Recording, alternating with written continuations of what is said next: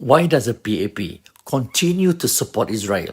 Why do they not care about what the people want? The common claim by the PAP and their supporters is that they do not respond to the people's demands because they are not populist. They do what they believe is right, regardless of what the people think, which is the very essence of an autocratic government. A democratic state is supposed to respond to the people simply because the government represents the people's will.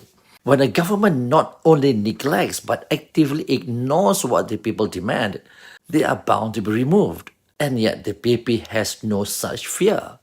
Why? Because a government does not change due to the people's desire to change. The modern state system, regardless whether it is Australia, Singapore, France, or North Korea, does not really represent the will of the people. It represents the will of state elites. Time after time, we are told that the people had power to change the government, whether through the ballot box or in the streets. We were told that Ferdinand Marcos fell due to the EDSA People's Power. We were told that Suharto fell because of student uprising and the Trisakti shootings. And yet these popular mobilizations were not the primary cause of the fall of authoritarian regimes. Marcos finally fell because Fabian Ver and Fidel Ramos abandoned him. Suharto fell when his loyalists from Harmoko to Habibie and the Angkatan Bersenjata Republik Indonesia ABRI turned away from him. The PAP is safe because they are the state elites. Their nepotism means that elites within every facet of Singapore government are tied to the party.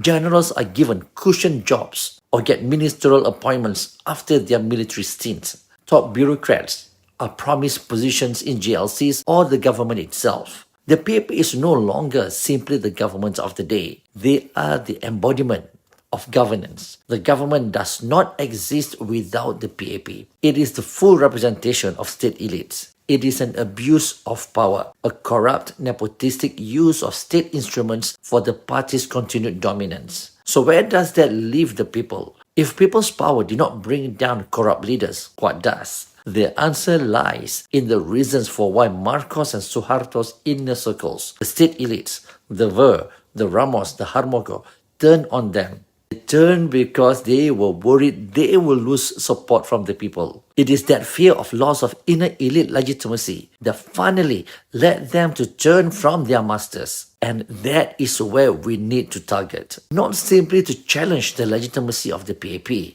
but those who benefit from their corruption.